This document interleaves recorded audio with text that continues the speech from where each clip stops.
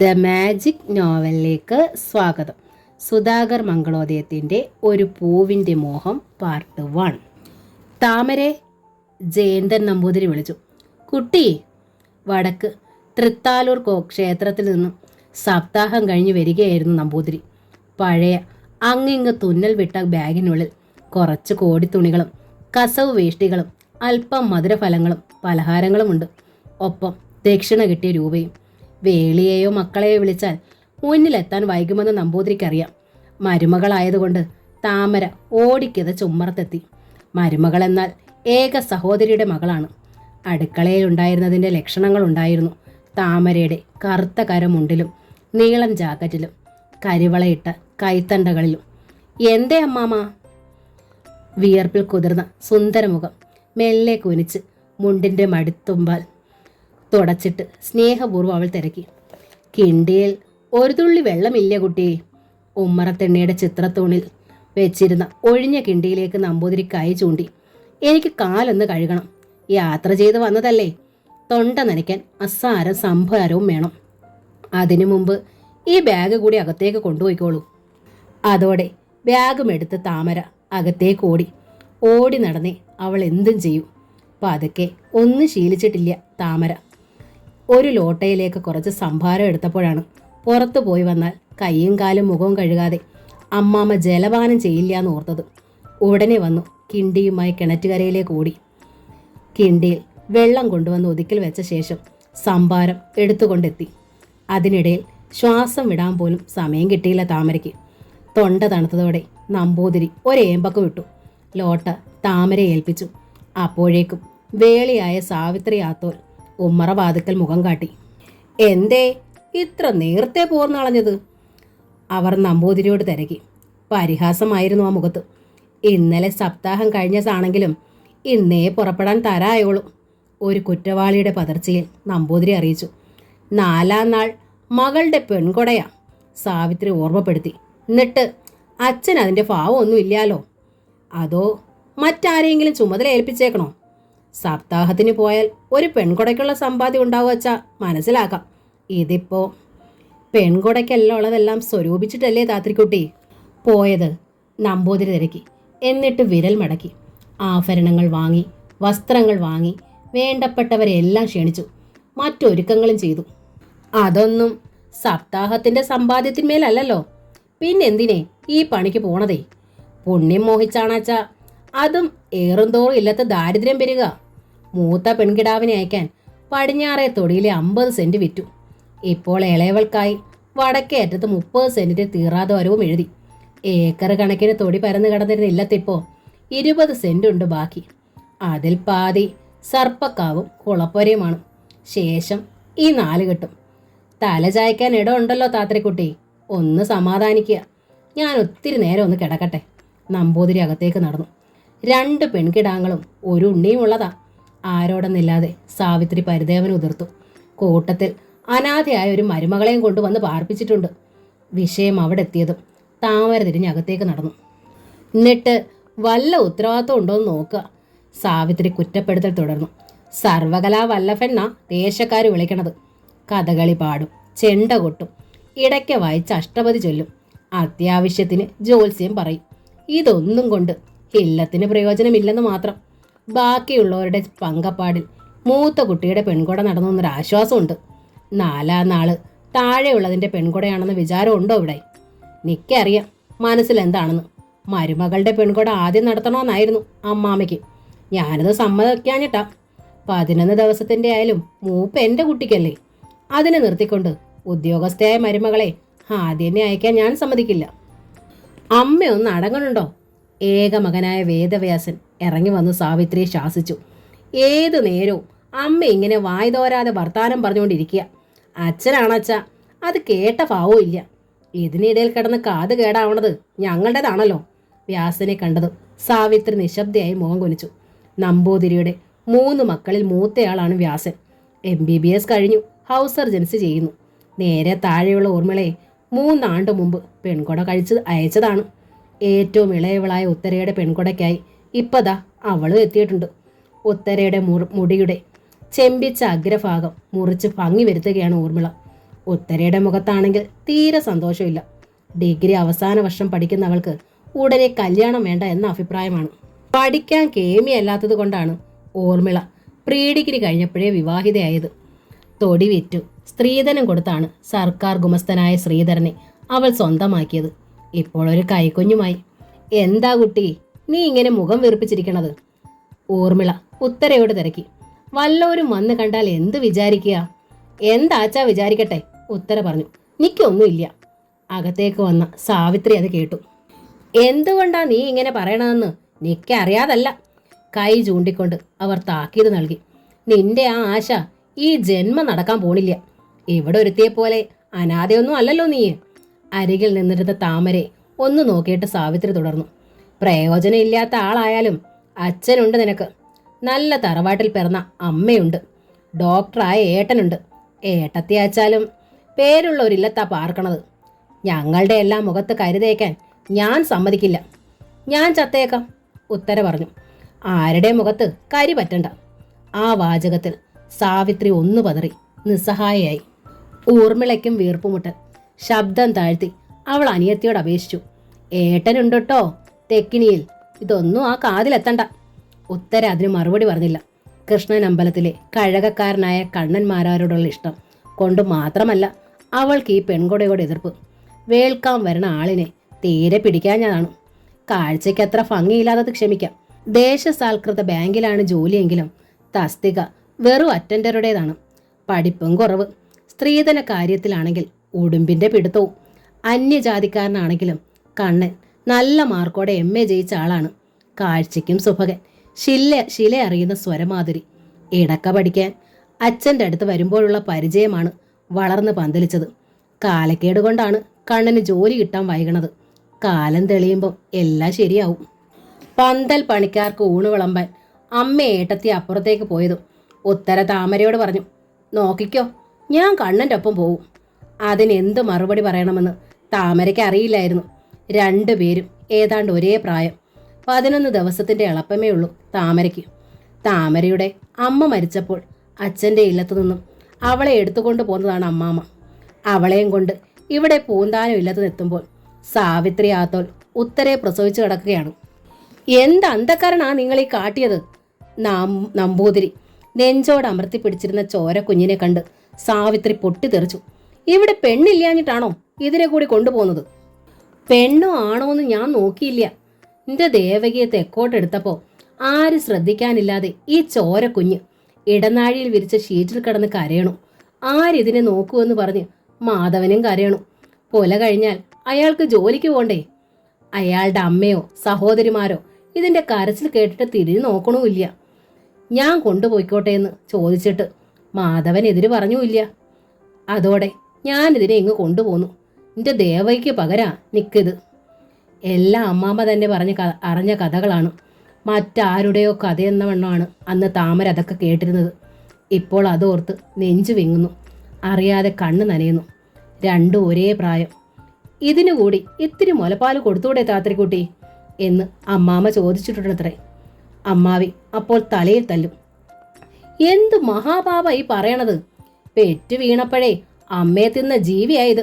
ഇതിന് മുലപ്പാൽ കൊടുത്താ നിന്റെ ആയുസ് കൊടുങ്ങും. നിന്റെ 3 കുട്ടികളും അനാഥരാവും. നിങ്ങൾക്കപ്പോ 2ാം വേളി കഴിക്കാലോ ഇല്ലേ? അമ്മാമ്മ അന്ന് നിസ്സഹായനായി കരഞ്ഞിട്ടുണ്ടാവാം. മുലപ്പാലിൻ്റെ കരുത്തില്ലാതെയാണ് വളർന്നു വന്നത്. ഭക്ഷണം തരണതിന് പകരമായി അമ്മാവി സകല വീട്ടുപണികളും ചെയ്യിക്കും. 10 ജയിച്ചപ്പോൾ പഠിത്തം മതി എന്ന് പറഞ്ഞു. അമ്മാമ്മ വിട്ടുകൊടുത്തില്ല. അതുകൊണ്ട് 2 വർഷം കൂടി പഠിക്കാനായി. അപ്പോഴേക്കും അമ്മാമ്മയുടെ പരിചയക്കാരിയായ ഡോക്ടർ ഹൃദയകുമാരി അവരുടെ ആശുപത്രിയിൽ നേഴ്സിംഗ് ട്രെയിനിങ്ങായി തിരഞ്ഞെടുത്തു. 1 മാസം കൊണ്ട് തന്നെ അത്യാവശ്യ ജോലികളെല്ലാം പഠിച്ചെടുത്തു. ഡോക്ടർക്ക് പ്രത്യേക താല്പര്യവുമായി. 6 മാസം കഴിഞ്ഞപ്പോൾ ശമ്പളം 2000 രൂപയാക്കി വർദ്ധിപ്പിച്ചു. നന്നായി എന്ന് അമ്മാവി പറഞ്ഞത് അപ്പോൾ മാത്രമാണ്. വ്യാസൻ്റെ വൈദ്യപഠന ചെലവുകൾക്ക് പോലും താമരയുടെ ശമ്പളം പ്രയോജനകരമായി. ഒഴിവ് സമയത്ത് ചെറിയ കുട്ടികൾക്ക് ട്യൂഷൻ എടുത്ത് കുടുംബ ചെലവുകളും അവൾ നടത്തി. ഉത്തരയുടെ പെൺകൊടയ്ക്കായി 2 പവൻ്റെ ഒരു വള സമ്മാനിക്കാനും താമരയ്ക്ക് കഴിഞ്ഞു. ജോലിയും ട്യൂഷനും കഴിഞ്ഞ് ഇല്ലത്തെത്തുമ്പോഴും അവളെ കാത്ത് വീട്ടുപണികൾ കുന്നുകൂടി കിടക്കും. എന്ത് ചെയ്താലും താത്രിക്കുട്ടിയുടെ മുഖം തെളിയില്ല. പോരവസാനിക്കുകയില്ല. 2 കൈകൊണ്ട് തുഴഞ്ഞിട്ടും ഒരു കരയ്ക്കെത്തണില്ലല്ലോ എൻ്റെ കൃഷ്ണ. അവർ പിറുവിറുക്കും. ശാപം കിട്ടിയ ജന്മം എന്ന് അമ്മായി ഉദ്ദേശിക്കുന്നത് ആരെയാണെന്ന് താമരയ്ക്കറിയാം.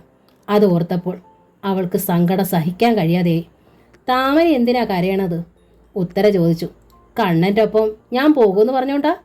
പോയാലും അമ്മയുടെ അച്ഛൻ്റെയും ഏട്ടൻ്റെയും ദേഷ്യം ഒന്ന് ശമിക്കുമ്പോൾ ഞാൻ മടങ്ങി വരും മോളെ. എന്നാലും ആലോചിച്ച് ചെയ്താൽ മതി കേട്ടോ. താമര കേണു. നാളെ കരയേണ്ടി വരരുത്. അതൊരിക്കലും ഉണ്ടാവില്ല. കണ്ണനൊപ്പം ഉണ്ടായാൽ പട്ടിണിയായാലും ഞാൻ സന്തോഷവതിയായിരിക്കും താമരെ. താമര പിന്നെ തർക്കിച്ചില്ല. തലേന്ന് പകലും രാത്രിയും തുടർച്ചയായി അവൾ ഡ്യൂട്ടിയിലായിരുന്നതിനാൽ അന്ന് ആശുപത്രിയിൽ പോകേണ്ടിയിരുന്നില്ല. എങ്കിലും ഒന്നുറങ്ങാൻ കഴിഞ്ഞില്ല. ഉച്ചവരെ അടുക്കള ജോലിയിലായിരുന്നു. ഉച്ച കഴിഞ്ഞാൽ തുണി തിരുമണം. തുണി തിരുമ്മിക്കഴിഞ്ഞ് കുളിപ്പരയിൽ തന്നെ കുളിച്ചു കയറി ഈറം മാറ്റിക്കൊണ്ടിരുന്നപ്പോൾ ഉത്തര പിന്നിലെത്തി. നമുക്കിന്ന് ദീപാരാധന തൊഴാൻ പോണൂട്ടോ താമരെ. നമ്മൾ തനിച്ചോ? താമരയുടെ മുഖത്ത് പാരവശ്യമായി. അതെന്താ? ഒന്നുപോയി തൃക്കയിൽ തൊഴാൻ പോലും സ്വാതന്ത്ര്യം ഇല്ലാച്ചാ ഈ പെൺകുടയ്ക്ക് എന്നെ കിട്ടില്ല എന്ന് ഞാൻ അമ്മയോട് തറപ്പിച്ചു പറഞ്ഞു. നിന്നെയും കൂട്ടി പൊയ്ക്കോളാൻ സമ്മതിച്ചു. എങ്കിലും ഇറങ്ങാൻ നേരം സാവിത്രി താമരയ്ക്ക് മുന്നറിയിപ്പ് നൽകി. ഒരു കാര്യം, ഉത്തര എങ്ങാൻ ആ മാരാച്ചക്കനോട് മിണ്ടിയാൽ ശിക്ഷ നിനക്കായിരിക്കും, സൂക്ഷിച്ചോളൂ. താമരയുടെ ഭയം വർദ്ധിച്ചു പറഞ്ഞാൽ കേൾക്കണ തരമല്ലല്ലോ ഉത്തര. അവർ ക്ഷേത്രത്തിലെത്തുമ്പോൾ ദീപാരാധനയ്ക്ക് നടയടച്ചിരുന്നു. സോപാനത്തിൽ നിന്ന് മുഴങ്ങുന്ന മധുരസ്വരത്തിൽ കണ്ണൻ്റെ അഷ്ടപതി കേൾക്കാം. താമരയെ ആർദ്രമായി ഒന്ന് നോക്കിയിട്ട് ഉത്തര ആളുകൾക്കിടയിലൂടെ നൂണ്ട് ശ്രീകോവിലിന് മുന്നിലേക്ക് നടന്നു. ഭയത്താൽ പുറകെ താമരയും നൂണ്ടു. സോപാനത്തിൻ്റെ ഒരു വശത്ത് നിന്ന് ഇടയ്ക്ക കൊട്ടി ഹൃദയം നൊന്ത് ആലപിക്കുകയാണ് കണ്ണൻ. മറുവശത്ത് അർദ്ധനിമീലത മിഴികളോടെ കൈകൾ കോപ്പി ഉത്തരയുടെ കണ്ണുകൾ അപ്പുറത്തേക്ക് നീളുന്നത് താമര ഉൾപേടിയോടെ കണ്ടു. അയൽപ്പക്കത്തുള്ള 1-2 സ്ത്രീകൾ അത് ശ്രദ്ധിക്കുന്നതും. തൊട്ടു പിന്നിലെത്തിയ താമര മെല്ലെ ഉത്തരയെ തൊട്ടു. ഉത്തര പക്ഷേ തന്നെ മറന്നിരുന്നു. അതിനിടയിൽ കണ്ണൻ ഉത്തരയും കണ്ടു. ആ കണ്ണുകൾ സന്തോഷത്താൽ വിടർന്നു. അടുത്ത നിമിഷം പരിഭവവും സങ്കടവും ഒക്കെ ആ മുഖത്ത് മാറി മാറി പ്രകടമായി. നടയൊന്ന് തുറന്നാൽ മതിയെന്നായി താമരയ്ക്ക്. വല്ലവരും ഇല്ലത്ത് നിന്ന് പറഞ്ഞു കൊടുത്താൽ ശിക്ഷ തനിക്കാവും. താമരയുടെ പ്രാർത്ഥന ശ്രീകോവിലിനുള്ളിലെ കണ്ണം കേട്ടു. ഓട്ടുമണികളുടെ കിടുക്കത്തോടെ നട തുറന്നു. പ്രസാദം വാങ്ങിയതും ഉത്തരയുടെ കൈപിടിച്ച് താമര പുറത്തേക്കോടി. ഈ എന്തിനാ ഇങ്ങനെ പായണത് കുട്ടി? ആന വിണങ്ങിയോ? ഉത്തര ചോദിച്ചു. ആനയല്ല വിണങ്ങ, അമ്മായിയാ. ചീത്ത കിട്ടുക എനിക്കാകും, ചിലപ്പോൾ തല്ലും കിട്ടും. ഉത്തരയ്ക്കറിയാലോ. എന്നാലും കണ്ണനോടൊരു വാക്ക് പറയാതെ ഞാൻ പോവില്ല. പ്രദക്ഷിണ വഴിയിലെത്തിയപ്പോൾ ഉത്തര ചിണുങ്ങി. ഇനി ഇതുപോലൊരവസരം കിട്ടില്ല. തനിച്ച് തന്നെ എന്നെ വിടില്ല എന്നറിയാലോ. ഏട്ടത്തെയോ അമ്മയോ ഉണ്ടായാൽ ഞങ്ങൾക്ക് പരസ്പരം നോക്കാൻ പോലും കഴിയില്ല. ഇന്നിപ്പോൾ ഇതിനായി മാത്രാ നിന്നെയും കൂട്ടി ഞാൻ വന്നത്. സംസാരം അത്രയും ആയപ്പോഴേക്കും ആകാശത്ത് നിന്ന് പൊട്ടി വീണതുപോലെ കണ്ണൻ മുന്നിലെത്തി. കാണാനില്ലല്ലോ ഉത്തരെ. കണ്ടിട്ടെന്താ? ഉത്തരയുടെ കണ്ണ് നിറഞ്ഞു. എന്നെ കുരുതി കൊടുക്കാൻ പോവല്ലേ? ആർക്കും എന്നെ രക്ഷിക്കണമെന്നില്ലാലോ. ഉത്തരയ്ക്ക് എൻ്റെ സ്ഥിതി അറിയാലോ. സ്ഥിരമായൊരു പണിയില്ല. മാരാത്താണെങ്കിൽ 3 സഹോദരിമാർ പ്രായം തികഞ്ഞ് നിൽക്കണം. ഇടയ്ക്ക കുട്ടിയും സോപാനം പാടിയും മാത്രം അതുങ്ങളെ ഒരു കരയ്ക്ക് എത്തിക്കാൻ കഴിയില്ല. ഉത്തരയാണെങ്കിൽ അല്ലല്ലാതെ ഒരു ജീവിതം കാംക്ഷിക്കുന്നവൾ. കുട്ടിയെ ഞാൻ എൻ്റെ ഒപ്പം കൊണ്ടുപോയാൽ? എന്നെ കൊണ്ടുപോകാൻ കണ്ണൻ ധൈര്യം കാണിച്ചാൽ ഞാൻ കൂടെ വരും. എത്ര വട്ടം അത് പറഞ്ഞു. പട്ടിണി കിടന്നോളാം ഞാൻ. അതല്ല, എന്നെ കൈവിടാനാണ് ഭാവച്ച ഈ പെൺകുട നടക്കില്ല. ഞാൻ മരിക്കും. പെട്ടെന്ന് കണ്ണൻ്റെ കണ്ണുകൾ ഒന്നാളി. ഒരു നിമിഷത്തെ പതർച്ചയ്ക്ക് ശേഷം ആ മുഖത്ത് ദൃഢഭാവം വന്നു. ഇല്ലത്ത് വന്ന് ഞാൻ വിളിച്ചാൽ ധൈര്യം ഇറങ്ങി വരുമോ? വരും. പക്ഷേ അമ്മ എനിക്ക് പേടിയാ. അച്ഛനെ ഓർത്ത് സങ്കടവും.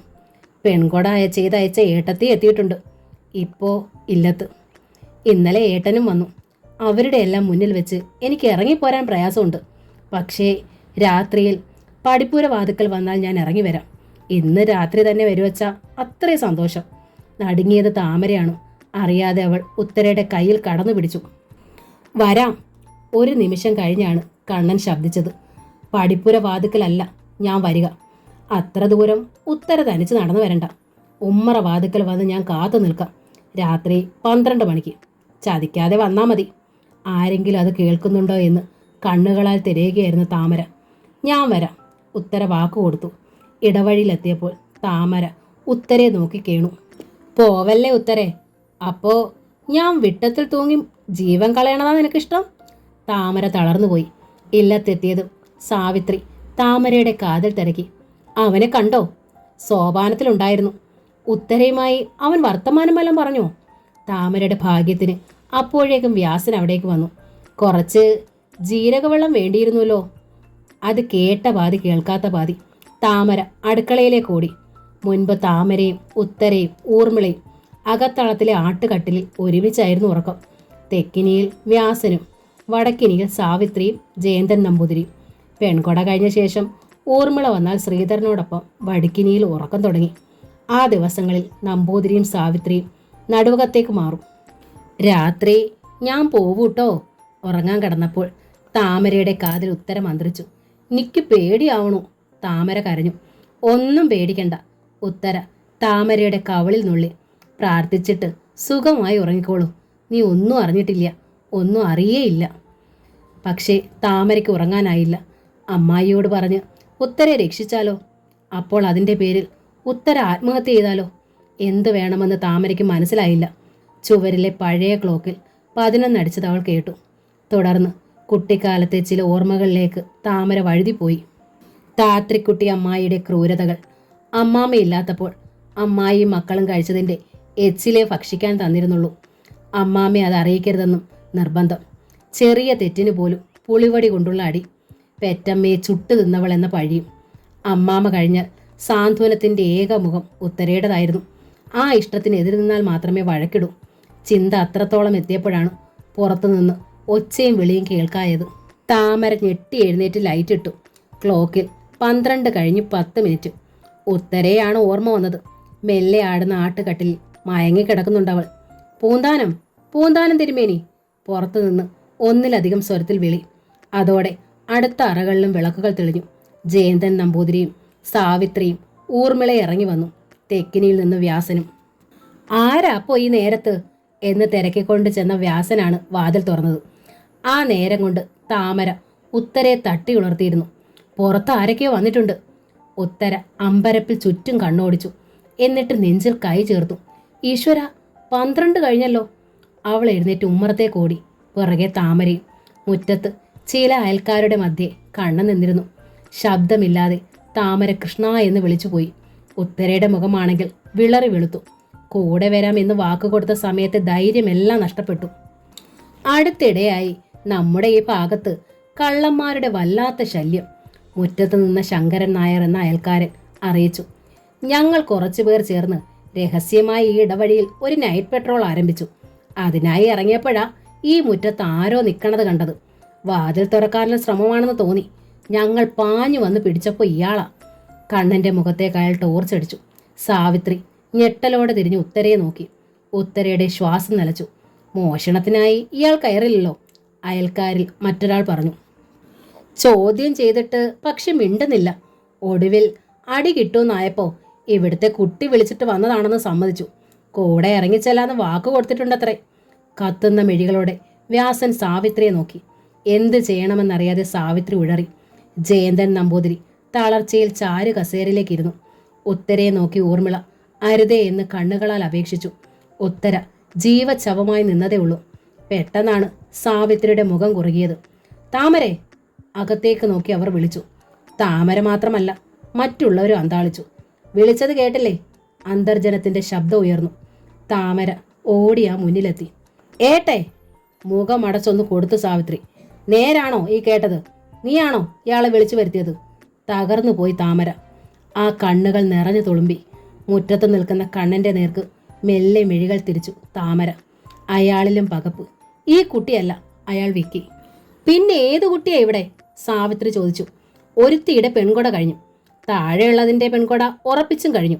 അപ്പോൾ പിന്നെ ഇവളല്ലാതെ ഇനിയിപ്പോൾ ആരാ ഉള്ളത് ഇവിടെ? കണ്ണന് ശബ്ദിക്കാൻ ഇടം കൊടുക്കാതെയാണ് സാവിത്രി സംസാരിച്ചത്. പിന്നെ താമരയുടെ മുഖം പിടിച്ച് സ്വന്തം മുഖത്തേക്ക് അടുപ്പിച്ചു. എന്നിട്ട് ശബ്ദം താഴ്ത്തി അറിയിച്ചു.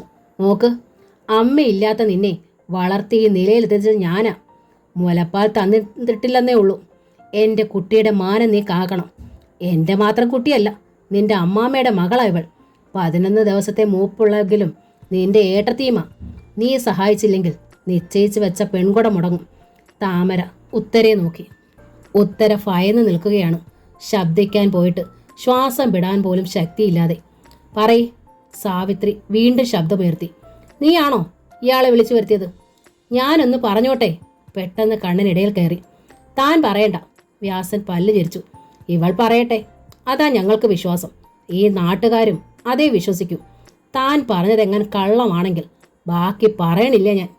അതോടെ താമരയുടെ നീണ്ട മുടിയിൽ കുത്തിപ്പിടിച്ച് സാവിത്രി. പറയടി, പറയടി ഒരുമ്പെട്ടോളെ. നീയാണോ ഇയാളെ വിളിച്ചു വരുത്തിയത്? അതോ ഇയാൾ കക്കാൻ കയറിയതോ? നോക്ക്. ഒരു നാട്ടുപ്രമാണി മുന്നോട്ട് വന്നു. കുട്ടി വിളിച്ചു വരുത്തിയതാ അച്ഛാ. ഈ നിമിഷം ഞങ്ങൾ സ്ഥലം വിട്ടേക്കാം. അതല്ല, ഇയാൾ കക്കാൻ കയറിയതാണച്ചാ. ഈ പകൽ മാന്യനെ ഞങ്ങൾ എവിടിട്ട് ശരിക്കും പെരുമാറും. താമര ഒരിക്കൽ കൂടി ഉത്തരയെ നോക്കി. കണ്ണുകൾ മിഴിച്ചു നിൽക്കുന്നതല്ലാതെ അനങ്ങുന്നില്ല ഉത്തര. പോടിയകത്ത്. ഉത്തരയെ നോക്കി സാവിത്രി പല്ല് ഞെരിച്ചു. ഉടനെ ഉത്തര തിരിഞ്ഞ് അകത്തേക്ക് ഓടി. പറയില്ലേ നീ? സാവിത്രി വീണ്ടും താമരയെ നോക്കി. ഇക്കുറി ആ മുഖത്തും സ്വരത്തിലും പ്രകടമായത് യാചനയായിരുന്നു. ഞാനാ. പെട്ടെന്ന് താമര തിരിഞ്ഞ് മുറ്റത്ത് നിൽക്കുന്ന അയൽക്കാരോട് പറഞ്ഞു. ഇരു കൈകളും അവൾ നെഞ്ചിൽ ചേർത്തു. ഞാൻ പറഞ്ഞിട്ടാ, ഞാൻ വിളിച്ചിട്ടാ. ഒരുമ്പെട്ടോളെ. സാവിത്രി താമരയുടെ ചുമലിൽ കൈ ചുരുട്ടി ഒറ്റയിടി. പിന്നെ മുടിയിൽ കുത്തിപ്പിടിച്ച് അകത്തേക്ക് തള്ളി. ഇനി നീ ഈ ഇല്ലത്തിന് വെളിയിലിറങ്ങണത് കാണട്ടെ. എന്തിനാ ആത്തോലമ്മേ ആ കുട്ടിയെ തടയണത്? ഒരയൽക്കാരൻ അന്വേഷിച്ചു. അതുങ്ങൾക്ക് സമ്മതാച്ചാ ഒരുമിച്ച് ജീവിച്ചോട്ടെ. അതാണച്ചാ ഒരു അനാഥ കുട്ടിയല്ലേ. അനാഥ കുട്ടിയായാലും വളർന്നത് ഈ ഇല്ലത്താ. സാവിത്രി പറഞ്ഞു. ഈ ഇല്ലത്തെ ഒരു പെൺകിടാവ് പിഴച്ചു പോകാൻ ഞങ്ങൾ സമ്മതിക്കില്ല. പിന്നെ കണ്ണന്റെ നേർക്ക് കൈ ചൂണ്ടി. പോയിക്കോ. കണ്ണന്റെ കണ്ണുകൾ തീക്കുണ്ടങ്ങളായി. ഒരു നിമിഷം അയാൾ സാവിത്രിയെ തന്നെ നോക്കിയിരുന്നു. നാട്ടുകാർ അപ്പോഴേക്കും പുറത്ത് നടന്നു കഴിഞ്ഞു. പോകാൻ പറഞ്ഞത് കേട്ടില്ലേ? സാവിത്രി വീണ്ടും കണ്ണനെ നോക്കി ഉച്ചയിട്ടു. പോവുകയാണ്, കണ്ണൻ പറഞ്ഞു. പക്ഷേ നിങ്ങളുടെ നാടകം കണ്ട് തോറ്റുമടങ്ങുമല്ല. കഴിഞ്ഞ നിമിഷം വരെ പ്രാണനായി ഞാൻ സ്നേഹിച്ചതാ നിങ്ങളുടെ മകളെ. അതുകൊണ്ട് ആ മാനം കടണ്ടാന്ന് കരുതി പോവുക. ഇല്ലെങ്കിൽ ആരാണ് വിളിച്ചു വരുത്തിയതെന്ന് ഞാൻ പറഞ്ഞേനെ. എന്നാലും ആ പാവ അനാഥ കുട്ടിയെ നിങ്ങൾ ഇങ്ങനെ ദ്രോഹിക്കണ്ടായിരുന്നു. അതിൻ്റെ മാനവും വലുതാ. അത് നിങ്ങൾ ഓർക്കണം. അയാൾ വെട്ടിത്തിരിഞ്ഞ് പുറത്തേക്ക് പോയി. പെട്ടെന്ന് ജയന്തൻ നമ്പൂതിരി തിരിഞ്ഞ് പത്നിയെ നോക്കി. ആരാ അയാളെ വിളിച്ചു വരുത്തിയത്? നിന്റെ മോളോ അതെൻ്റെ മരുമോളോ? പറയ്. സാവിത്രിയിൽ പതർച്ചയുണ്ടായി. ശക്തിയിലൊന്ന് ശ്വാസം അയച്ചിട്ട് നമ്പൂതിരി അകത്തേക്ക് ചെന്നു. നിലത്ത് വീണ് കിടക്കുകയായിരുന്നു താമര. മോളെ. അവളെ പിടിച്ചെഴുന്നേൽപ്പിച്ച നമ്പൂതിരി. അമ്മാമ്മേ. നമ്പൂതിരിയുടെ നെഞ്ചിലേക്ക് വീണ് താമര പൊട്ടിക്കരഞ്ഞു. എനിക്ക് വേണ്ടി ആരെയും ഒന്നും പറയല്ലേ അമ്മാമ്മേ. ഞാൻ എല്ലാം സഹിച്ചോളാം. അമ്മാമ്മയ്ക്ക് പക്ഷെ സഹിക്കണില്ലേ കുട്ടി? നമ്പൂതിരി വിങ്ങിപ്പൊട്ടി. ഞാൻ എന്താ ചെയ്യുക? എല്ലാം ഉത്തരയ്ക്ക് വേണ്ടിയല്ലേ അമ്മാമ്മേ? നമ്മുടെ ഉത്തരയ്ക്ക് നല്ലൊരു ജീവിതം ഉണ്ടാവണ്ടേ? അതിനായി മാനമല്ല ജീവൻ പോയാൽ എനിക്ക് സങ്കടമില്ല. എൻ്റെ കുട്ടി, എൻ്റെ പൊന്നുമോളെ. താമരയുടെ മൂർധാവിൽ ചുണ്ടമർത്തി നമ്പൂതിരി. നിന്റെ അമ്മയെപ്പോലെ തന്നെയാ നീയും. ആരോടും ഒരു പരാതിയില്ല, പരിഭവവും ഇല്ല. ശബ്ദമില്ലാതെ ഇങ്ങനെ ഓടി നടന്ന് മറ്റുള്ളവർക്കായി കഷ്ടപ്പെടും. ചെറിയ കുട്ടികളുടെ മാതിരി ഇങ്ങനെ താലോലിക്കാൻ ഇവിടെ ആരും അതിനോടൊന്നും ചെയ്തില്ലല്ലോ. മുറിയിലേക്ക് കയറി വന്ന സാവിത്രി പുച്ഛത്തിൽ അന്വേഷിച്ചു. ഒന്ന് തച്ചു ഞാൻ. നോവാൻ മാത്രമൊന്നും ഇല്ല. അവൾക്കിട്ടല്ല തച്ചതെന്നും അവൾക്കറിയാം. നിങ്ങളുടെ സുന്ദരി മോൾ ഓരോന്ന് വരുത്തി വെച്ചിട്ടല്ലേ അതിന് കൂട്ടു നിന്നത് ഇവളുടെ കുറ്റം. അതിനാ കൊടുത്തതും. പറഞ്ഞിട്ട് വെട്ടിത്തിരിഞ്ഞ് അകത്തേക്ക് പോയി അവർ. താമരയ്ക്കെല്ലാം അറിയാമായിരുന്നതാ. ഊർമിള പറഞ്ഞു. ഉത്തരയുമായി പൊരിഞ്ഞ ചങ്ങാത്തോ. ഇവൾ എതിർത്തിരുന്നെങ്കിൽ ഉത്തര ഒതുങ്ങിയേനെ. അപ്പോൾ വളം വെച്ചു കൊടുത്തു. ഇനിയിപ്പോൾ നേരം പുലർന്നാൽ എന്തൊക്കെ കേൾക്കുമെന്ന് ആർക്കറിയാം. കുറ്റം ചെയ്ത ആളിനെ കുറ്റപ്പെടുത്താൻ നിങ്ങൾക്കാർക്ക് നാവില്ലേ? നമ്പൂതിരി തിരക്കി. കണ്ടു നിന്ന ആളിനാണോ പഴി മുഴുവൻ? ഇനിയിപ്പോൾ അവളെ പഴിച്ചിട്ട് കാര്യമുണ്ടോ അച്ഛാ? വ്യാസനാണ് ചോദിച്ചത്. നാളെയും പോയി മറ്റന്നാൾ പെൺകൊടയാ. തല്ലാനും കൊല്ലാനും ചെന്നാൽ അത് വല്ല ദുർബുദ്ധിയും കാട്ടിയാലോ? എങ്ങനെയെങ്കിലും ഈ പെൺകൊടയൊന്ന് നടത്തി തീർത്താൽ മതി ബാക്കിയുള്ളവർക്ക്. അച്ഛൻ അതേക്കുറിച്ചൊന്നും ഒന്ന് തത്രപ്പാടില്ലാലോ. നമ്പൂതിരിക്ക് ഉത്തരമില്ലാതായി. അദ്ദേഹം ഒരു നെടുവീർപ്പയച്ചു. ആട്ടുകട്ടിലിൽ കമിഴ്ന്ന് കെട്ടിക്കിടക്കുകയായിരുന്നു ഉത്തര. താമര ചെന്ന് ആ അരികിലിരുന്നു. പെട്ടെന്ന് ഉത്തര തലയുയർത്തി നോക്കി.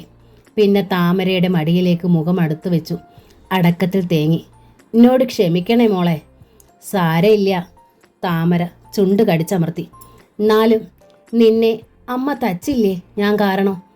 സാരമില്ല എന്ന് പറഞ്ഞില്ലേ? ഏതായാലും ഈ പെൺകൊട നടക്കൂലോ. കണ്ണൻ ഇനി ഒരിക്കലും ഒളിച്ചു പോകാനായി വിളിക്കില്ല. അതാ എൻ്റെ സങ്കടം. എനിക്ക് ആ കൂടെ പോണതായിരുന്നു ഇഷ്ടം. എന്നിട്ട് മറ്റുള്ളവരുടെ മുമ്പിൽ വെച്ച് ഊമയെ നിന്നില്ലേ? ഞാൻ അങ്ങനെ ആയിപ്പോയി. പേടിച്ചിട്ടാ. അമ്മയുടെ ഏട്ടൻ്റെ മുന്നിൽ ദേഷ്യം വന്നാൽ ഏട്ടൻ്റെ പ്രകൃതം അറിയാലോ. സാരയില്ല. ഉത്തരയുടെ മുടിയിൽ തഴുകി താമര. എല്ലാം നല്ലതിനാ. എങ്ങനെയും ഈ പെൺകൊട നടക്കട്ടെ. കുട്ടിക്കൊരു നല്ല ജീവിതം ഉണ്ടാവും. കണ്ണൻ്റെ കൂടെ പോയാൽ എന്താ സംഭവിക്കാന്ന് പറയാനേ പറ്റില്ല. അയാൾ മോശക്കാരനായിട്ടല്ല, അയാളുടെ അവസ്ഥ അത്ര മോശമാണെന്നറിയാലോ. നിനക്കും ചീത്തപ്പേരായല്ലോ മോളെ. ഉത്തര ഏങ്ങി. എനിക്ക് എന്തായാൽ എന്താ? ഞാൻ ആരാ? എന്നെപ്പറ്റി എന്തേലും പഴി വന്ന അകന്ത ബന്ധത്തിലുള്ളതാണെന്ന് പറഞ്ഞാൽ മതി. ഞാനൊരിക്കലും അങ്ങനെ പറയില്ല. ഉത്തര കരഞ്ഞു. എൻ്റെ സ്വന്തം അനിയത്തിയാ നീ. വേണ്ട ഉത്തരെ. താമരയ്ക്കും കരച്ചിൽ വന്നു. ജനിച്ചപ്പോഴേ എൻ്റെ അമ്മ പോയില്ലേ? ഒത്തിരി നല്ലതായിരുന്നു എന്ന് അമ്മമ്മ പറയാറുണ്ട്. അത് ഓർക്കുമ്പോഴാ എനിക്ക് സഹിക്കാത്തത്. ഞാൻ ഭാഗ്യമില്ലാത്തവളായില്ലേ? അച്ഛനാച്ച ഒരിക്കൽ പോലും ഒന്ന് തിരിഞ്ഞു നോക്കിയിട്ടില്ല. ഞാൻ പാപിയാ, മഹാപാപിയാ. ആട്ടുകട്ടിലേക്ക് അവളും കമിഴ്ന്നു വീണു. കുളിക്കാനുള്ള ചൂടുവെള്ളം കൊണ്ടുവന്ന് രാവിലെ കുളിമുറിയിൽ വെക്കുമ്പോൾ താമരയോട് വ്യാസൻ സ്നേഹമായി തിരക്കി. ചൂട് അധികം ഉണ്ടോ കുട്ടി? ഇല്ല, ഏട്ടയുടെ പാകത്തിനെ ചൂടാക്കിയിട്ടുള്ളൂ. ചെമ്പിൽ തൊട്ടു നോക്കിയപ്പോൾ വ്യാസന് സന്തോഷമായി. ഇന്നലെ ഈ ഏട്ടയടക്കം എല്ലാവരും ചേർന്ന് കുട്ടിയെ കുറ്റപ്പെടുത്തി അല്ലേ? അയാൾ താമരയെ നോക്കി. നമ്മുടെ മാനം രക്ഷിക്കാൻ വേണ്ടിയാ മോളെ ഏട്ട. സാരമില്ല ഏട്ടെ. താമര കണ്ണു തുടച്ചു. പറയാതെ തന്നെ എനിക്കറിയാലോ. അപ്പോൾ തൊട്ടപ്പുറത്തെ കുളിമുറിയിൽ നിന്ന് കുളി കഴിഞ്ഞിറങ്ങിയ ഉത്തര വ്യാസനോട് തിരക്കി. നമ്മുടെ മാനം എന്ന് പറയുമ്പം അതിൽ താമരയുടെ മാനവും പെടില്ലേ ഏട്ടെ? അതിന് എങ്ങനെ പുറത്തിറങ്ങി നടക്കും? മിണ്ടരുതസത്തെ. കൈ ഓങ്ങിക്കൊണ്ട് വ്യാസൻ ഉത്തരയുടെ നേർക്ക് ചെന്നു. എല്ലാം ഉണ്ടാക്കി വെച്ചിട്ട് നീ ഇങ്ങോട്ട് ചാർജ് ചെയ്യുന്നോ? കഴുത്ത് ഞെരിച്ച് കൊല്ലേണ്ടതായിരുന്നു ഇന്നലെ നിന്നെ. എന്തിൻ്റെ കുറവുണ്ടായിട്ടാ നീ ഈ തോന്നിയാസത്തിനൊക്കെ പുറപ്പെട്ടത്? ഇനി പെൺകൊട കഴിഞ്ഞിട്ടേ നീ ഈ ഇല്ലത്തിൻ്റെ പടിപ്പുരയ്ക്ക് പുറത്തിറങ്ങും. ആ ശ്രീകരം. പല്ല് ഞെരിച്ച് അയാൾ കോപം അമർത്തി. ഉത്തര പിന്നെ ശബ്ദിച്ചതേയില്ല. സാവിത്രിയും വ്യാസനും ഊർമിളയും ഉത്തരയും രാവിലെ കുളിമുറിയിൽ ചൂടുവെള്ളത്തിലേ കുളിക്കും. ജയന്തൻ നമ്പൂതിരിയും താമരയും കുളിപ്പൊരയിലും. വെളുപ്പിനെ ഉണർന്നാൽ മുറ്റമടിച്ച് പാത്രങ്ങൾ മോറിക്കമിഴ്ത്തി എല്ലാവർക്കും കുളിക്കാനുള്ള ചൂടുവെള്ളം ഇല്ലത്തിന് പിന്നിലെ 2 മുറിയുള്ള പഴയ കുളിപ്പുരയിൽ കൊണ്ടുവച്ചതിന് ശേഷമേ താമരയ്ക്ക് കുളിക്കാൻ കഴിയൂ. കുളിച്ചു വന്നാൽ പ്രാതലുണ്ടാക്കണം. ഉച്ചത്തേക്കുള്ള കൂട്ടാനും മെഴുക്ക് പുരട്ടി ഉണ്ടാക്കണം. അത് കഴിഞ്ഞ് തിടുക്കത്തിൽ സാരി മാറ്റി നിന്നുകൊണ്ട് വല്ലതും കഴിച്ചിട്ടാണ് അവൾ ഡോക്ടർ ഹൃദയകുമാരിയുടെ ആശുപത്രിയിലേക്ക് ഓടുന്നത്. ഡോക്ടർക്ക് താമരയെ അറിയാം, അവളുടെ അവസ്ഥയും. അതുകൊണ്ട് പ്രശ്നമില്ല. താമരയുടെ കഷ്ടപ്പാട് കണ്ട് നമ്പൂതിരി പരിതാപപ്പെട്ടു. ആശുപത്രിയിലെ പണിക്കൊപ്പം ഈ ഇല്ലത്തെ മുഴുവൻ പണികളും ഈ കുട്ടി തന്നെ വേണമല്ലോ ചെയ്യാൻ. അത് കേട്ട സാവിത്രി ചോദിച്ചു. പണി ചെയ്യാൻ ആണെങ്കിൽ ഇത്ര തരക്കേട്? വയറ് നിറയെ വെട്ടി വിഴുങ്ങിക്കൂടായോ? എല്ല് മുറിയെ പണിതാൽ പല്ല് മുറിയെ തിന്നാന്ന് ചൊല്ലണ്ടേ? വല്ല ഹോസ്റ്റലിലും താമസിച്ചാൽ ഇങ്ങനെ കഷ്ടപ്പെടേണ്ട ആവശ്യം അതിനുണ്ടാവില്ലായിരുന്നു. നമ്പൂതിരി പറഞ്ഞു. ഹോസ്റ്റൽ വാടകയും ഭക്ഷണ ചെലവും കഴിച്ച് ഇത്തിരി വല്ലതും ശമ്പളത്തിൽ നിന്ന് മിച്ചം വെക്കാനും കഴിയും. അത് ശരി. എളിയിൽ കൈ കുത്തിക്കൊണ്ട് സാവിത്രി നമ്പൂതിരിയെ നോക്കി. എണ്ണിച്ചുട്ട അപ്പമാതിരി കിട്ടണ ഈ ശമ്പളത്തിന്റെ പത്രാസാണില്ലേ? അപ്പോ അമ്മാമ്മയ്ക്കും മരുമോൾക്കും ഈ ശമ്പളം കിട്ടാൻ തുടങ്ങിയിട്ട് 2 വർഷമല്ലേ ആയുള്ളൂ. 18 വയസ്സ് വരെ ഈ ഇല്ലത്തെ ചോറല്ലേ കഴിച്ചത്. പണക്കാരനായ അച്ഛൻ തിരി നോക്കണുണ്ടോ? ഇല്ലാലോ. ഈ ഇല്ലത്തെ ചോറ് തന്നെയാ കഴിക്കണത്. സമ്മതിച്ചു. നമ്പൂതിരി വിട്ടില്ല. പക്ഷേ നിവർന്ന് നിൽക്കാറായപ്പോൾ തൊട്ട് എൻ്റെ കുട്ടി ഇവിടുത്തെ സർവ്വ പണിയും ചെയ്യുന്നുണ്ട്. എല്ല് മുറിച്ചിട്ട് തന്നെ. ഒരു ബാല്യക്കാരിക്കും കിട്ടുമല്ലോ വിശപ്പടക്കാനുള്ള ആഹാരം. കൂട്ടത്തിൽ ശമ്പളവും കിട്ടും. ഇവിടുന്ന് അത് കൊടുത്തിട്ടില്ലാലോ. ഉണ്ടോ? സാവിത്രിക്ക് ഒരു നിമിഷം ഉത്തരം മുട്ടി. അപ്പോഴേക്കും അവർ നമ്പൂതിരി എൻ്റെ കുട്ടി എന്ന പ്രയോഗത്തിൽ കയറി പിടിച്ചു. നിങ്ങളെപ്പോഴും എൻ്റെ കുട്ടി എന്ന് പറയണുണ്ടല്ലോ. നിങ്ങളുടെ മരുമോളാണോ നിങ്ങൾക്ക് കുട്ടി? ഞാൻ പ്രസവിച്ച കുട്ടികൾ നിങ്ങളുടെ കുട്ടികളല്ലാന്നുണ്ടോ? പറയ്. ഇപ്പോൾ നമ്പൂതിരിക്കായി ഉത്തരമുട്ടൽ. ഇങ്ങനെ എപ്പോൾ തർക്കമുണ്ടായാലും നമ്പൂതിരിയെ മുട്ടുകുത്തിച്ചിട്ടേ സാവിത്രി അടങ്ങും. ആശുപത്രിയിലേക്കുള്ള വേഷത്തിൽ താമര ഇറങ്ങി വന്നത് അപ്പോഴാണ്. നോക്ക്, അടുക്കളയിലെ ചെമ്പിൽ വെള്ളം തീർന്നു. സാവിത്രി താമരയോട് പറഞ്ഞു, കിണറ്റീന്ന് ഒരു ചെമ്പ് വെള്ളം കോരി നിറച്ചിട്ട് പോയാൽ മതി. അനുസരണയോടെ സാരി എടുത്തു കുത്തി ചെമ്പ് കുടവുമായി താമര കിണറ്റുകരയിലേക്ക് ഓടി. നമ്പൂതിരി പരാജിതനായി മുഖം കുനിച്ചിരുന്നതേയുള്ളൂ. അടുക്കളയിലെ ചെമ്പിൽ വെള്ളം നിറഞ്ഞപ്പോൾ സാവിത്രി ഒരു കടലാസ് പൊതി കൊണ്ടുവന്ന് താമരയെ ഏൽപ്പിച്ചു. പെൺകൊടയ്ക്കായി ഉത്തരിക്ക് തയ്ച്ച ബ്ലൗസിന് ഇറക്കം ലേശം കൂടുതലാ. ഇതല്പം കുറച്ചു തരാൻ ആ തുന്നൽക്കാരനോട് പറയേ. അടയാളം വെച്ചിട്ടുണ്ട്. തുന്നൽക്കടയിൽ അത് കൊടുത്തിട്ട് ആശുപത്രിയിലേക്ക് എഴുന്നള്ളിയാൽ മതി. ശരിയമ്മായി. താമര ഇറങ്ങി പുറത്തേക്ക് ഓടി. ഇടവഴിയിലൂടെയും അവൾ ഓടുകയായിരുന്നു. താമരയെ കണ്ടതും എതിരെ വന്ന അമ്മിണി ശാരസ്യാർ അത്ഭുതത്തിൽ നിന്നു. എന്തൊക്കെയാ കുട്ടിയെക്കുറിച്ച് ഈ കേൾക്കണത്? പൂന്താന ഇല്ലത്തോന്ന് ഇങ്ങനെയൊക്കെ കേൾക്കണത് ആണല്ലോ എൻ്റെ തേവരെ. എന്താ ഇതിൻ്റെ അർത്ഥം? കുട്ടിക്ക് ഇതിൻ്റെ വല്ല ആവശ്യം ഉണ്ടായിരുന്നോ? ഈ നാട്ടിലില്ല ഇത്ര നല്ലൊരു കുട്ടിയെന്ന് ഞങ്ങൾ ഏതു നേരവും പറഞ്ഞിട്ട് ഒടുവിലിത് എന്തേ കഥ? ശാരസ്യാർ പറഞ്ഞതിൽ ഒരക്ഷരവും താമരയുടെ കാതിലെത്തിയില്ല. അവൾ ഓടുകയായിരുന്നു. പക്ഷേ അവർ എന്തൊക്കെ പറഞ്ഞിട്ടുണ്ടാവും എന്ന് താമരയ്ക്ക് അറിയാമായിരുന്നു. അതൊന്നും അവൾക്ക് കേൾക്കണ്ട. അതിനൊന്നും മറുപടി പറയാനും അവൾ ആളല്ല. എന്തൊരഹമ്മതി!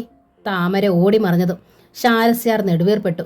നിന്റെ ചോദ്യത്തിന് ഒരക്ഷരം മറുപടി തരാതെ ഓടിയത് കണ്ടില്ലേ? അപ്പോൾ കേട്ടതൊക്കെ നേരെ തന്നെയാവും. 5 കിലോമീറ്റർ ഉണ്ട് ആശുപത്രിയിലേക്ക്. ബസ്സിനാണ് താമര പോയി വരുന്നത്. ഭാഗ്യത്തിന് തലേന്നത്തെ സംഭവം ആശുപത്രിയിൽ എത്തിയിരുന്നില്ല. ഇനി അത് ആരെങ്കിലും മനഃപൂർവ്വമായി ഇവിടെ എത്തിക്കണം. താമര എന്തായാലും നടന്നതെല്ലാം സത്യസന്ധമായ ഡോക്ടർ ഹൃദയകുമാരി അറിയിച്ചു. ഡോക്ടർക്ക് താമരയെ 100% വിശ്വാസമാണ്. സാരമില്ല താമരെ, ഡോക്ടർ അവരെ ആശ്വസിപ്പിച്ചു. എത്രയും പെട്ടെന്ന് ആ വീട്ടിൽ നിന്ന് പുറത്തു പോരാനുള്ള സാഹചര്യം കുട്ടിക്ക് ഉണ്ടാവുമെന്ന് പ്രതീക്ഷിക്കാം. താമര അരികിലെത്തിയാൽ രോഗികൾക്ക് അത് മരുന്നിനേക്കാൾ ആശ്വാസമാണ്. അവളൊന്ന് തൊട്ടാൽ അസുഖം മാറുമെന്ന് കരുതുന്നവരുണ്ട് ആ ആശുപത്രിയിൽ. മറിയ എന്ന അനാഥയായ വൃദ്ധ താമര എത്താൻ കാത്തു കിടക്കും. അവളെ കണ്ടതും ആ മുഖം സന്തോഷം കൊണ്ട് വിങ്ങി. വാ വാ, മറിയയുടെ പൊന്നുമോള് വാ. താമരയുടെ നേർക്ക് അവർ കൈകൾ നീട്ടി. താനെ എഴുന്നേൽക്കാൻ വയ്യ അവർക്ക്. താമര മറിയെ എഴുന്നേൽപ്പിച്ചിരുത്തി. പിന്നീട് തലയണകൾ കൊണ്ട് താങ്ങുവെച്ചു. ഇഞ്ചക്ഷൻ എടുത്ത ശേഷം അവൾ തിരക്കി, എങ്ങനെയുണ്ട് ചേട്ടത്തി? വേദനിച്ചോ? വേദന ചേട്ടത്തി അറിഞ്ഞതേയില്ല മോളെ, മറിയ പറഞ്ഞു. എൻ്റെ മോൾ അടുത്ത് വന്നിരിക്കുമ്പോൾ ഒരു മാലാക ഇരിക്കുന്ന പോലാ ചേട്ടത്തിക്ക് തോന്നണത്. ഈ മുഖത്ത് നോക്കിയിരിക്കുമ്പം ചേട്ടത്തി എല്ലാം അങ്ങ് മറന്നു പോവുക. താമര അത് കേട്ട് ചിരിച്ചു. നേരാ മോളെ, ചേട്ടത്തി നുണ പറയുകയല്ല കേട്ടോ. എൻ്റെ അമലോത്ഭവ മാതാവാണ് സത്യം, മറിയ ആണയിട്ടു. മതി താമരെ. കൂടെയുണ്ടായിരുന്ന സിസ്റ്റർ ചിത്ര തിടുക്കം കൂട്ടി. പേഷ്യൻസുമായി കിന്നാരം പറഞ്ഞുകൊണ്ട് നിന്നാൽ നമ്മുടെ പണി ഓടൂല. ഡോക്ടറെ ചീത്ത കേൾക്കേണ്ടത് നമ്മളാ. അത് കേട്ടതും മറിയ ചിത്രയെ നോക്കി ഒന്ന് ചിറി കൂട്ടി. ചിത്രയ്ക്ക് വല്ലാത്ത ശുണ്ഠി വന്നു. അടുത്ത ബെഡിലേക്ക് നടക്കുമ്പോൾ അവൾ താമരയോട് പറഞ്ഞു, അതൊരു വൃത്തികെട്ട തള്ളയാ. അനാഥയാണെന്ന് പറയുന്നത് നുണയാ. സ്വഭാവം ശരിയല്ലാത്തത് കൊണ്ട് മക്കൾ ഉപേക്ഷിച്ചതാ. അങ്ങനെയാ ചാരിറ്റബിൾ സൊസൈറ്റിക്കാർ ഇവരെ അഡ്മിറ്റ് ആക്കിയത്. താമര അതിന് മറുപടി ഒന്നും പറഞ്ഞില്ല. VIP റൂമിൽ പുതിയതായി അഡ്മിറ്റായ പേഷ്യൻറ്റിന് ഇഞ്ചക്ഷൻ എടുക്കാൻ താമര ഒറ്റയ്ക്കാണ് ചെന്നത്. റൂമിൽ അയാൾ തനിച്ചാണെന്നറിഞ്ഞപ്പോൾ ചിത്രയെയും കൂട്ടാമായിരുന്നെന്ന് അവർക്ക് തോന്നി. സിസ്റ്ററെ ഞാൻ എവിടെയോ മുമ്പ് കണ്ടിട്ടുണ്ടല്ലോ. ഇഞ്ചക്ഷന് താമര തയ്യാറെടുക്കുമ്പോൾ ചെറുപ്പക്കാരനും സുമുഖനുമായ അയാൾ പറഞ്ഞു. അതൊരു സ്ഥിരം നമ്പറായി തോന്നിയതിനാൽ അവൾ അത് കേട്ടതായി ഭാവിച്ചില്ല. ബ്രാഹ്മണനാണോ? അടുത്ത ചോദ്യം. താമര മുഖമുയർത്തി അയാളെ നോക്കി. എന്നിട്ട് പറഞ്ഞു, കൈ കാണിക്കൂ. അനുസരണയോടെ അയാൾ കൈ നീട്ടി കാണിച്ചു. അവൾ ഇഞ്ചക്ഷൻ എടുക്കുമ്പോഴും അയാളുടെ നാവ് വെറുതെ ഇരുന്നില്ല. ഇപ്പോൾ എനിക്ക് മനസ്സിലായി, പൂന്താന ഇല്ലാത്തതല്ലേ കുട്ടി. അവിടുത്തെ ഊർമിളയെ വേളി കഴിച്ചിരിക്കണത് എൻ്റെ അകന്ന ബന്ധുവാ. ആ വേളിക്ക് ഞാൻ വന്നിരുന്നു. അന്ന് കണ്ടതാ. ഇത്ര സുന്ദരിയായതുകൊണ്ടാ കൃത്യമായി ഓർത്തിരിക്കാൻ കഴിഞ്ഞത്. നോക്കൂ, നേരല്ലേ ഞാൻ പറഞ്ഞത്? അത്ര കൃത്യമായി പറഞ്ഞതുകൊണ്ട് മാത്രം താമര സമ്മതത്തിലൊന്ന് തലകുലുക്കി. എൻ്റെ പേര് ഹരിഗോവിന്ദൻ. ലിറ്ററേച്ചർ MA കഴിഞ്ഞ് അച്ഛൻ്റെ ടെക്സ്റ്റൈൽ ഷോപ്പ് മാനേജ് ചെയ്യുന്നു. വേളി കഴിഞ്ഞിട്ടില്ല. അവസാന വാചകം പറയുമ്പോൾ അയാളുടെ ചുണ്ടിൽ ഒരു കുസൃതി ചിരി നുരഞ്ഞു. ശരി. താമര മടങ്ങാനായി തിരിഞ്ഞു. ഒരു കാര്യം കൂടി, ഹരിഗോവിന്ദൻ പറഞ്ഞു. താമര തിരിഞ്ഞു നോക്കി. സുന്ദരിമാർ അല്പം റിസർവ്ഡ് ആവുന്നത് നല്ലതാ, പക്ഷേ ഇത്രയധികം വേണ്ട കേട്ടോ. മറുപടി പറയാതെ താമര വീണ്ടും തിരിഞ്ഞു നടന്നു. ഇത്തര എത്രയോ പേര് ദിവസേന കാണുന്നു എന്നേ അവൾ മനസ്സിലോർത്തുള്ളൂ. വൈകുന്നേരം താമര ഡോക്ടർ ഹൃദയകുമാരിയോട് പറഞ്ഞു. 2 ദിവസത്തേക്ക് എനിക്ക് ലീവ് തരണം. എൻ്റെ ഉത്തരയുടെ പെൺകൊടയാ. ഡോക്ടർ തീർച്ചയായും വരികയും വേണം. രണ്ടും സമ്മതം. ഡോക്ടർ പുഞ്ചിരിച്ചു. ബസ് ഇറങ്ങി താമര ഇടവഴിയിലേക്ക് നടക്കുമ്പോൾ മുന്നിൽ തലേ രാത്രി ഇല്ലത്ത് വന്ന അയൽക്കാരിൽ ഒരാളായ ശേഖര പൊതുവൾ. മിണ്ടാപ്പോച്ച കലമുടച്ചല്ലോ. ശബ്ദം താഴ്ത്തി അയാൾ താമരയോട് പറഞ്ഞു. വിളറിപ്പോയി അവൾ. ആശുപത്രിയിൽ എത്തിയതോടെ കഴിഞ്ഞ രാത്രി പൂർണ്ണമായും മനസ്സിൽ നിന്നും മാഞ്ഞു പോയതാണ്. ഈശ്വര, ഇനി ആരുടെയും കണ്ണിപ്പെടാതെ ഇല്ലത്തെത്താൻ കഴിഞ്ഞിരുന്നെങ്കിൽ. കാല് വലിച്ചു വെച്ച് താമര നടന്നു. ഇരുവശത്തേക്ക് നോക്കിയില്ല. കണ്ണുകൾ ചെമ്മൺ പാതയിലായിരുന്നു. കൃഷ്ണൻ്റെ അമ്പലം കഴിഞ്ഞതേ ഉള്ളൂ. പെട്ടെന്ന് പിന്നിൽ നിന്നൊരു പരിചിത സ്വരം ഉയർന്നു. കുട്ടി. താമര നിന്നു. തിരിഞ്ഞു നോക്കിയില്ല. കുട്ടിക്കും എന്നോട് ദേഷ്യമാണോ? ഇക്കുറി താമര ആ സ്വരം തിരിച്ചറിഞ്ഞു. മെല്ലെ അവൾ തിരിഞ്ഞു. തളർന്ന പുഞ്ചിരിയോടെ മുന്നിൽ കണ്ണൻ. കുട്ടിയും വലിയ സങ്കടത്തിലായി അല്ലേ? കണ്ണൻ ചോദിച്ചു. കുളിക്കാതെ ഈറൻ ചുമക്കേണ്ടി വന്നില്ലേ? സാരയില്ല, താമര പറഞ്ഞു. എനിക്ക് സങ്കടമൊന്നുമില്ല. അത് കള്ളാ, കണ്ണൻ പറഞ്ഞു. എന്നെ ആശ്വസിപ്പിക്കാൻ പറയണതാ. ഒക്കെ എൻ്റെ തെറ്റാ. മണ്ടനായിപ്പോയി ഞാൻ. മാരാത്ത് അമ്മയും ഉറ്റു കൂട്ടുകാരും അമ്പലത്തിലെ ശാന്തിയൊക്കെ പറയും ഞാൻ ആന മണ്ടനാണെന്ന്. ആളുകളുടെ കണ്ണിൽപ്പെടാതെ സൂക്ഷിക്കാൻ എനിക്ക് കഴിഞ്ഞില്ല. കണ്ടുപിടിച്ചപ്പോഴെങ്കിലും ബുദ്ധി ഉപയോഗിക്കണമായിരുന്നു. മോഷ്ടിക്കാൻ കയറിയതാണെന്ന് സമ്മതിച്ചിരുന്ന വെച്ചാൽ നാണക്കേട് ഞാൻ മാത്രം ചുമന്നാൽ മതിയായിരുന്നല്ലോ. ഉത്തര ഒപ്പം പോരുന്ന വിശ്വാസത്തിലാണ് സത്യം പറഞ്ഞത്. അത് ഒടുവിൽ കുട്ടിക്കും ദോഷമായി. അതോർത്ത് വിഷമിക്കണ്ട. നിക്ക് ദോഷങ്ങളല്ലേ ഉള്ളൂ. എന്താ നിക്ക് നല്ലതായിട്ടുള്ളത്? അങ്ങനെ പറയരുത്. ഇത്ര വിശുദ്ധയായ ഒരു പെൺകുട്ടിയെ ഞാൻ വേറെ കണ്ടിട്ടില്ല. സത്യ പറയണത്. എൻ്റെ അനിയത്തിമാരിൽ ഒരുത്തിയായിട്ടാ ഞാൻ കുട്ടിയെ കണ്ടിരിക്കണത്. താമരയുടെ കണ്ണുകൾ വിടർന്നു. അവയിൽ നീർ നിറഞ്ഞു. ഒരു പെണ്ണിനെ സ്നേഹിക്കാനോ കല്യാണം കഴിക്കാനോ ഒന്നും എൻ്റെ മനസ്സ് സന്നദ്ധമേ ആയിരുന്നില്ല. 3 കുട്ടികളാ വീട്ടിൽ മംഗല്യഭാഗ്യം കാത്തു നിൽക്കണത്. അവർക്കിടയിലേക്ക് താലി കെട്ടിയ ഒരു പെണ്ണുമായി ചെല്ലാൻ എനിക്ക് വയ്യായിരുന്നു. ഉത്തര പക്ഷേ എന്നെ ആശിപ്പിച്ചു, നിർബന്ധിച്ച് ഈ സ്നേഹത്തിൽ ചാടിച്ചു. ഇന്നലെ ഞാൻ ആ സാഹസത്തിന് ഒരുങ്ങിയത് പോലും ഉത്തരയുടെ നിർബന്ധത്തില. കണ്ണൻ പറഞ്ഞു. നിക്കറിയാലോ. താമര സമ്മതിച്ചു. ഉത്തരയെ ഞാൻ കുറ്റപ്പെടുത്തണില്ല. കണ്ണൻ തുടർന്നു. ചില പെൺകുട്ടികൾ ഇങ്ങനെയാ. ആണുങ്ങളിലും ഉണ്ട് ഇത്തരക്കാർ. സാരയില്ല, ആ കുട്ടി സുഖമായി ജീവിക്കട്ടെ. അതോർത്താ ഇന്നലെ ഞാൻ ഒന്നും പറയാതിരുന്നത്. പക്ഷേ നിരപരാധിയായ കുട്ടി. ഞാൻ ഇത്തിരി ചീത്തപ്പേര് ചുമന്നാലും എൻ്റെ ഉത്തരയുടെ പെൺകുട മുടങ്ങിയില്ലല്ലോ. അത് മതി എനിക്ക്. താമര കണ്ണു തുടച്ചു. അപ്പോൾ കുട്ടി അത് തന്നെ പറയാൻ ആഗ്രഹിക്കുന്നത്? ഞാൻ അങ്ങനെയല്ലേ ആഗ്രഹിക്കാൻ പാടുള്ളൂ, താമര ചോദിച്ചു. അവിടുത്തെ ചോറല്ലേ ഞാൻ കഴിക്കണത്. എനിക്ക് സ്വന്തമാണെന്ന് പറയാൻ അവരൊക്കെയല്ലേ ഉള്ളൂ. അവളുടെ തൊണ്ടയിടറി. ഉത്തരയ്ക്ക് ഞാൻ തുണ നിൽക്കണമെന്നാ അമ്മായി പറയണത്. തടഞ്ഞിട്ടേ ഉള്ളൂ ഞാൻ. ക്ഷേത്രത്തിൽ നിന്ന് കഴകക്കാരൻ ശൂലപാണി വാര്യർ ഇറങ്ങി വരണത് കണ്ടതും കണ്ണൻ തിടുക്കത്തിൽ അറിയിച്ചു. കുട്ടി നടന്നോളൂ. ഒരാശ്വാസവാക്ക് പറയാനായി മാത്രം വിളിച്ചതാ. ഞാൻ മൂലമുണ്ടായ ചീത്തപ്പേരിന് ക്ഷമ ചോദിക്കാനും. നടക്കാനായി താമര തിരിഞ്ഞതാണ്. അപ്പോഴേക്കും വാര്യരുടെ വാക്കുകൾ അവളെ പിടിച്ചു നിർത്തി.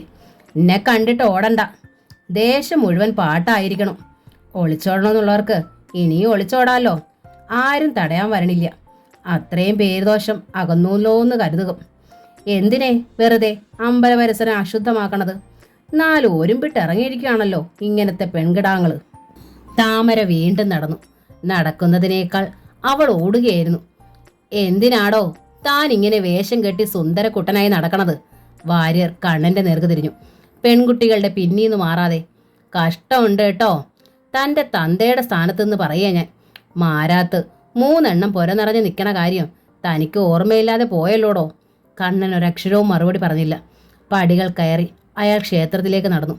ഇല്ലത്തെത്തിയ താമര സാരി മാറ്റാൻ പോലും തയ്യാറാവാതെ നേരെ ചെന്ന് ആട്ടുകട്ടിൽ കമിഴ്ന്നു വീണു. അവൾക്ക് സങ്കടം അടക്കാൻ കഴിയുന്നില്ലായിരുന്നു. ഇന്നലെ രാത്രിയിൽ ഉത്തര ചെയ്ത കുറ്റം സ്വയം ഏറ്റെടുത്തപ്പോൾ അതിന് ഇത്ര നിന്ദ്യമായ ഫലമുണ്ടാകുമെന്ന് ഓർത്തതേയില്ല. താമര വരാൻ കാത്തിരുന്ന സാവിത്രി അവളെ അടുക്കളയിലേക്ക് കാണാതെ തിരക്കി നടുവകത്തെത്തി. ആഹാ, വന്ന വഴി ക്ഷീണം മൂത്ത് ആട്ടുകെട്ടിൽ വന്ന് വിശ്രമിക്കുകയാണോ കെട്ടിലമ്മ? മുമ്പില്ലാത്തത്ര ഭാരിച്ച ജോലി വല്ലതും ചെയ്തോ ഇന്ന്? ഇത്ര ആലസ്യം വരാൻ? അപ്പുറത്തേക്കൊന്ന് വരണതിന് ഞാനിനി കന്യകമാരെ കൊണ്ട് നിറതാലം എടുപ്പിച്ചു വന്ന് എതിരേക്കണമോ? സാവിത്രി ചോദിച്ചു. താമര അത് കേട്ടതായി ഭാവിച്ചില്ല. ഇത്തരം ഫത്സനങ്ങൾ അവളുടെ ജീവിതത്തിൽ പുത്തരിയല്ല. എന്നാൽ വഴിയിൽ വെച്ചുണ്ടായ അവമതിക്കൽ ആദ്യത്തെ അനുഭവമാണ്. ചി ഏട്ടെ. സാവിത്രിക്ക് ക്ഷമ കെട്ടു. കാത് കേട്ടൂടെ നിനക്ക്? എന്ന് തുടങ്ങി ഇത്ര അഹമ്മതി? ഉത്തര പോയാൽ പിന്നെ ഞാൻ ഇവിടെ ഒറ്റയ്ക്കാവൂല്ലോ എന്ന് വിചാരിച്ചാവും. അന്നേരം എന്നെ ഇട്ട് നട്ടം ചുറ്റിക്കാന്നാവും അമ്മാമ്മയുടെയും മരുമോളുടെയും വിചാരം. നോക്ക്, സാവിത്രി അതിന് കാക്കണ്ടാട്ടോ. പറഞ്ഞാ കേട്ടില്ലാച്ചാൽ കവളൻ മടലെടുത്തോണ്ട് വന്നു മുതുകത്ത് വീക്ക് ഞാൻ. അതിനും മടിക്കാത്ത ആളാണ് അമ്മായി എന്ന് അറിയാവുന്നത് കൊണ്ട് താമര പെടഞ്ഞെഴുന്നേറ്റു. സാരി തലപ്പാൽ കണ്ണും മുഖവും തുടച്ചു. ആഹാ, കരയായിരുന്നു രാജകുമാരി. സാവിത്രി പുച്ഛിച്ചു. എന്തേ ഇപ്പോ അത്ര സങ്കടം വരാൻ? എഴുന്നേറ്റ് വരാൻ പറഞ്ഞതിനാണോ? പട്ടാപ്പകല് കിടന്നിറങ്ങാനേ ഈ ഇല്ലത്ത് പറ്റില്ല. അതിന് നിന്റെ അച്ഛൻ്റെ ഇല്ലത്തേക്ക് ചെല്ലും. പേര് കേട്ട ഇല്ലാണല്ലോ. ഇപ്പോഴും പണത്തിനും ഹുങ്കിനും കുറവില്ലാത്രേ.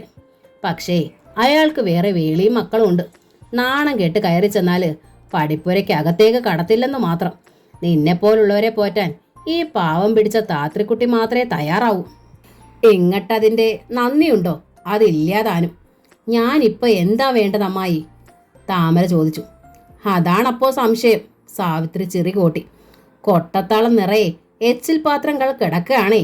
പെൺകൊട പ്രമാണിച്ച് ആളുകൾ വന്നു പോണില്ലേ? ഉച്ചയ്ക്ക് സദ്യ ഉണ്ടായിരുന്നു. അതിൻ്റെ പാത്രങ്ങളൊന്ന് മോറി കമിഴ്ത്തണം. ഇവിടെ ഇപ്പോൾ ബാല്യക്കാരൊന്നും ഇല്ലല്ലോ. ഞാനൊന്ന് സാരി മാറ്റിയിട്ട് വരാം, താമര പറഞ്ഞു. ആയിക്കോട്ടെ. സാവിത്രി തിരിഞ്ഞു നടന്നു. സാരി മാറ്റാനും ഇനി നല്ല നേരം നോക്കണമായിരിക്കും. സാരി മാറ്റി താമര ഇല്ലത്തെ വേഷമായ കറുത്ത കരമുണ്ടും നീളം ജാക്കറ്റും അണിഞ്ഞു. അപ്പോൾ ഉത്തര അവളുടെ അരികിലെത്തി. എന്താ മോളെ നിന്റെ കണ്ണ് കലങ്ങിയിരിക്കണത്? കരഞ്ഞോ നീ? ഏയ്, നേരിയൊരു തലവേദന. താമര കള്ളം പറഞ്ഞു. ബാമ്പുരട്ടിയപ്പോൾ കണ്ണ് നിറഞ്ഞതാ. നുണ, ഉത്തര തർക്കിച്ചു. വഴി വെച്ച് വല്ലവരും വല്ലതും പറഞ്ഞിട്ടുണ്ടാവും. ഒക്കെ ഞാൻ കാരണം. ഇല്ല, ഉത്തരയ്ക്ക് വിഷമം തോന്നണ്ട എന്ന് കരുതിയാണ് അവൾ ഒളിച്ചത്. തല വേദനിച്ചിട്ട് തന്നെയാ. ഇപ്പോൾ ലേശം ആശ്വാസമുണ്ട്. ഞാൻ പോയി പാത്രം മോറിയിട്ട് വരാം. ഈ തിരക്കിൻ്റെ സമയത്തെങ്കിലും പണിക്ക് ആരെങ്കിലും നിർത്താൻ പറഞ്ഞ ഈ അമ്മ കേൾക്കില്ല.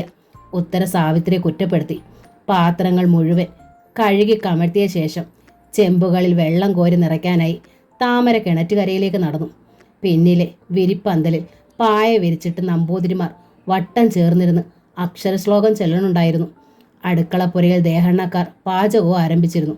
താമരയെ കണ്ട് പ്രധാന പാചകക്കാരൻ സഹായിയോട് തിരക്കി. എന്ത് സുന്ദരിയാണ് ആ കുട്ടി! എന്ത് മുടിയാ! ഇതിൻ്റെതാണോ പെൺകൊട? ഏയ്, സഹായി തിരുത്തി. ഇത് പൂന്താനത്തിൻ്റെ മരുമോള് കുട്ടിയാ, അനാഥക്കുട്ടി. ഒരു ബാല്യക്കാരിയുടെ അവസ്ഥയാ അതിനിവിടെ. കണ്ടില്ലേ എത്ര സമയമായി അത് വെള്ളം കോരണോ? ആ വർത്തമാനങ്ങൾ താമരയ്ക്കും കേൾക്കാമായിരുന്നു. അവളെ അതൊന്നും സ്പർശിച്ചതേയില്ല. വെള്ളം കോരി കഴിഞ്ഞില്ലേ ഇതുവരെ? അടുക്കള വാതിക്കൽ നിന്ന് സാവിത്രി വിളിച്ചു തിരക്കി. ഇത്ര ചന്തം വേണോ വെള്ളം കോരാൻ? ഒന്ന് വേഗാവട്ടെ, ഇവിടെ വേറെ ജോലിയുണ്ട്. വിളക്കുകൾ തുടച്ച് തിരിയിടണം. സ്ത്രീലകം കഴുകി തുടയ്ക്കണം. നാളെ പുലർച്ചെ ഗണപതി ഹോമമുള്ളതാ. അപ്പോഴാണ് ശൂലപാണി വാര്യരുടെ വാരസ്യാരായ ഇക്കാളി വാരസ്യാർ കിണറ്റുകരയിലൂടെ നടന്നു വന്നത്. സാധാരണ വാത്സല്യം കിനിയുന്ന സ്വരത്തിൽ വർത്തമാനം പറയാറുള്ള അവർ താമരയെ കണ്ടത് വെറുപ്പിൽ മുഖം വെട്ടിത്തിരിച്ചു. താമരയ്ക്ക് അതിൻ്റെ കാരണം ഊഹിക്കാനായി.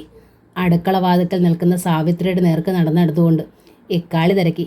എന്തേയാത്തോലെ ത്രീസന്ധ്യയ്ക്ക് ഒച്ചയും ഓളിയും? ത്രീസന്ധ്യ ആയെന്നുള്ള വിചാരം വേണ്ടേ ഓരോരുത്തർക്ക്? കിണറ്റുകരയിലേക്ക് നോക്കിക്കൊണ്ടായിരുന്നു സാവിത്രിയുടെ വർത്തമാനം. ഒരു പണി സമയത്തിന് ചെയ്തു തീർക്കില്ല. വയറ് നിറയെ വെട്ടി വിഴുങ്ങണം. കമിഴ് നടിച്ച് കിടന്നുറങ്ങണം. കുളിച്ചൊരുങ്ങി വേഷം കെട്ടി നടക്കണം. ഈ വിചാരമൊക്കെ ഉള്ളൂ. ഇത്തരം വിചാരവുമായി നടക്കുന്നവരാണല്ലോ ഒളിച്ചോട്ടത്തിനൊക്കെ ശ്രമിക്കണത്. കിണറ്റുകരയിലേക്ക് നോക്കിക്കൊണ്ടായിരുന്നു ഇക്കാളിയും പറഞ്ഞത്. സാവിത്രി വല്ലാതായി. ചുറ്റും കണ്ണോടിച്ചിട്ട് അവർ ശബ്ദം താഴ്ത്തി അപേക്ഷിച്ചു. എൻ്റെ പൊന്നിക്കാളി, ഒന്ന് പതുക്കെ. 2 വശത്തും ആളുകളുണ്ട്. ഈ ദേശം മുഴുവൻ ആ വാർത്ത അറിഞ്ഞിരിക്കണം. എന്നാലും ഉത്തരയുടെ നമ്പൂരിയുടെ ഇല്ലത്ത് അത് അറിയരുതല്ലോ. 100 ഇടത്ത് വഴിപാട് നേർന്നിരിക്കുക ഞാൻ. കൊളുത്തി കൊടുക്കാൻ ആളുകളുണ്ട്, ഇക്കാളി ഓർമ്മപ്പെടുത്തി. ഉണ്ട്, സാവിത്രി സമ്മതിച്ചു. നിക്കറിയാം. പക്ഷേ ഈ പെൺകിടാവ് ആ ഇടപാട് നിർത്തണ ലക്ഷണമൊന്നും ഇല്ലാലോ. വീണ്ടും ഇക്കാളി കിണറ്റുകരയിലേക്ക് നോക്കി. അതാ, ഇക്ക് പേടി. എന്നും ആ ചെക്കനുമായി ഈ കുട്ടി അമ്പലനടയ്ക്കൽ നിന്ന് ശൃംഗരിക്കനുണ്ടായിരുന്നത്രേ. ഏതു കുട്ടി? സാവിത്രി കണ്ണുമിഴിച്ചു. താമരേ, അല്ലാതാരാ? ഇക്കാളി ശബ്ദം താഴ്ത്തി. അപ്പോഴേക്കും ഉത്തരയും സാവിത്രിയുടെ പിന്നിലെത്തി. അമ്പലത്തിൽ നിന്ന് ഇറങ്ങി വരുമ്പം നിന്റെ ആള് കണ്ടതാ. കണക്കിന് പറഞ്ഞു കൊടുക്കുകയും ചെയ്തു അത്രേ. മൂപ്പരുടെ നാവിന് എല്ലില്ലാലോ, ഇക്കാളി പറഞ്ഞു. എന്ത് കണ്ടുവെന്നോ?